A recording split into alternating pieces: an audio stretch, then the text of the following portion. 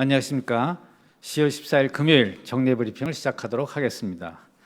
먼저 국제사회의 대북 제재 압박 성과에 대해 말씀드리겠습니다. 벨라루스 정부가 최근 벨라루스 특정 은행에서 안보리 결의 2270호에 위배되는 계좌를 발견하여 거래 금지 조치를 취한 것으로 알고 있습니다. 벨라루스 측은 동건을 유엔 안보리 북한제재위원회에 통보하였고 앞으로도 제재위와 협조해 나가겠다는 입장을 밝힌 바 있습니다.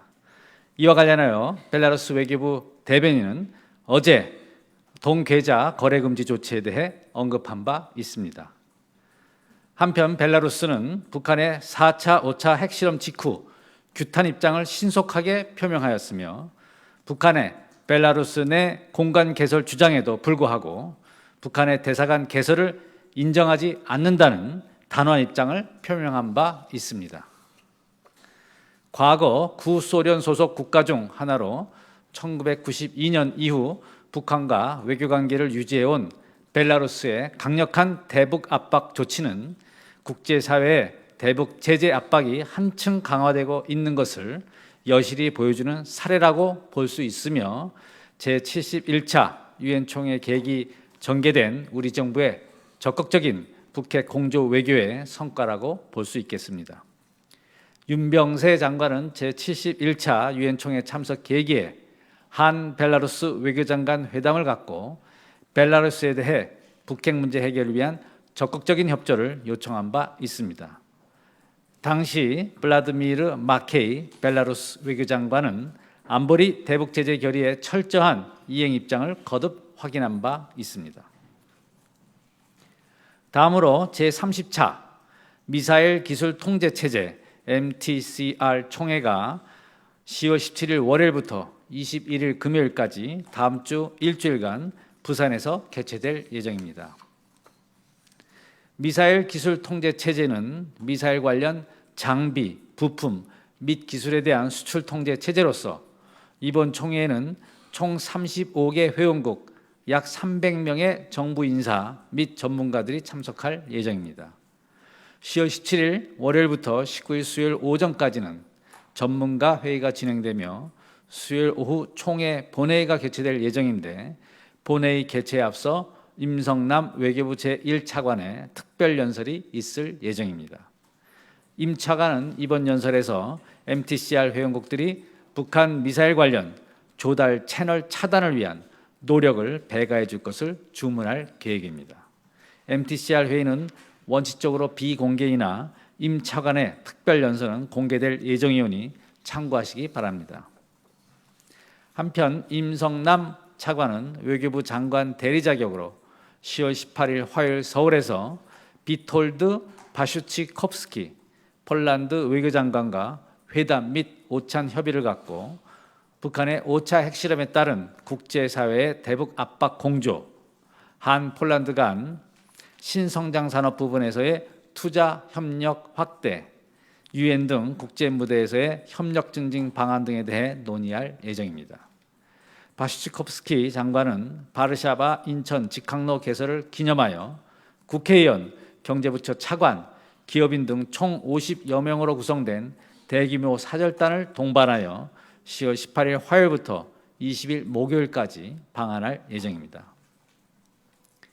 이번 폴란드 외교장관의 방한은 중동부 유럽 내 우리의 주요 협력 파트너이자 중립국 감독위원회 일원으로 한반도 평화 안정에 기여해온 폴란드와 대북 공조를 강화하고 전략적 동반자 관계를 심화하는 계기가 될 것으로 기대됩니다. 아울러 임성남 차관은 10월 17일 월요일 서울에서 제임스 무구메 우간다 외교부 사무차관과 제1차 한 우간다 고위급 정책협의회를 개최할 예정입니다. 이번 정책협의회는 지난 5월 대통령님의 아프리카 순방 당시 체결된 양국 외교부 간 협력 MOU 후속 조치의 일환으로 개최되는 첫 회의입니다. 이번 정책협의회에서는 양국 관계, 경제협력, 개발협력, 안보협력, 지역정세 등 포괄적인 의제에 대해 심도 있는 논의가 이루어질 예정입니다. 특히 우간다는 올해 5월 양국 정상회담 시 북한과의 군사 경찰 협력 중단을 선언하고 유엔 안보리 결의 2275를 충실히 이행하는 등 최근 북한 핵 문제 관련 우리 입장을 적극적으로 지지하고 있습니다. 이번 정책 협의회에서는 우간다의 이러한 입장을 재확인하고 재반 분야에서 양국 간 협력을 심화 발전시켜 나갈 예정입니다. 이상입니다. 그럼 질문을 받도록 하겠습니다.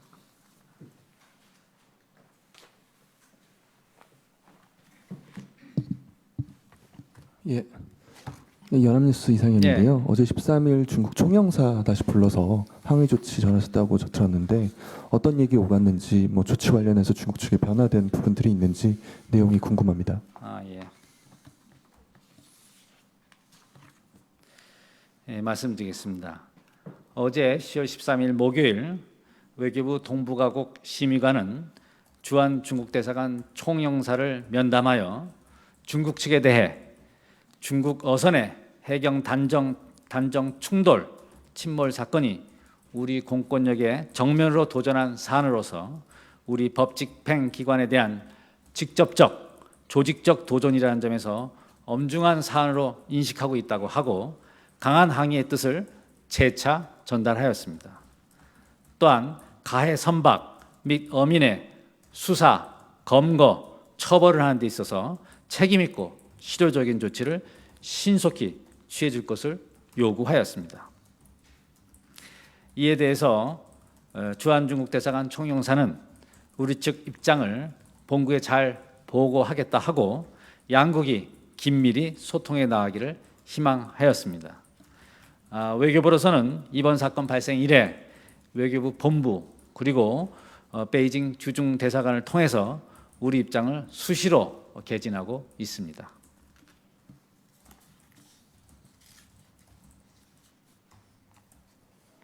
네. 최근 저는 동아일보 조성호입니다. 최근 발간된 한 회고록에서 2007년 유엔에서 북한 인권 결의안 채택 과정에서 우리 정부가 북한의 의견을 물어본 뒤에 한국 정부의 의사 표명 여부를 결정을 했다는 내용이 담겨서 지금 논란이 되고 있습니다. 외교부는 그 당시 의사결정 과정이 어떻게 진행됐는지 내용을 파악해 보신 바가 있는지요? 그걸 혹시 알고 계시다면 알려주시면 감사하겠습니다. 네, 그 언론 보도는 저희도 접하였습니다만은 그 회고록에 대해서는 외교부 차원에서 언급할 사안이 없습니다. 사실관계는 파악해 보실 필요가 있지 않을까요? 네, 그 관계는 현재로서는 그 언론에 보도된 그 회고록에 대해서는 외교부 차원에서 공식적으로 언급할 사안은 없습니다만은 내부적으로 검토를 해보겠습니다.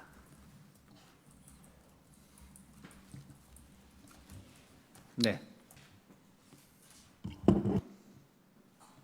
예, 연합뉴스 조준영입니다.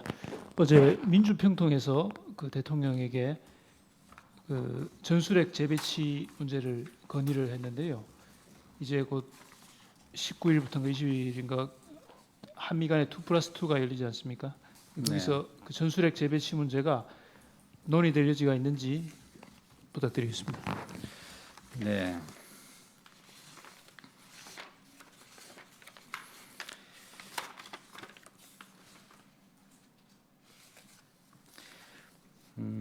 내주 그 2+2에 대해서는 지난번에 제가 모두 발언에서 말씀드린 바와 같이 한미 간 확장 억제 강화 차원에서의 논의가 핵심 의제로 논의될 것으로 알고 있습니다. 그리고 지금 구체적으로 말씀하신 전술 핵 배치에 대해서는 한반도 비핵화에 관한 우리 정부의 입장에는 변함이 없다는 말씀을 드립니다.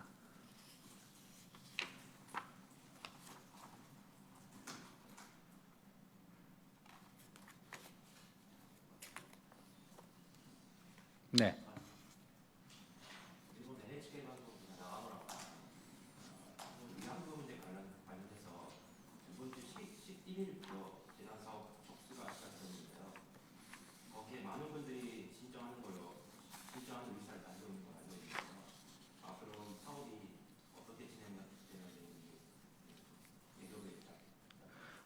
네. 그 사업 실시와 관련해서는 아무래도 화해치유재단에서 지금 주도적으로 추진하고 있고 피해자 할머님들을 일일이 찾아뵙고 재단 사업을 상세 설명드리고 또 의견을 경청하는 지금 일을 하고 있습니다.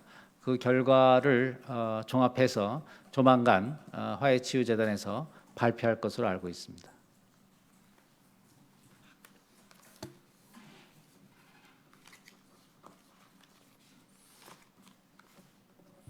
더 이상 질문이 없으신 것 같습니다.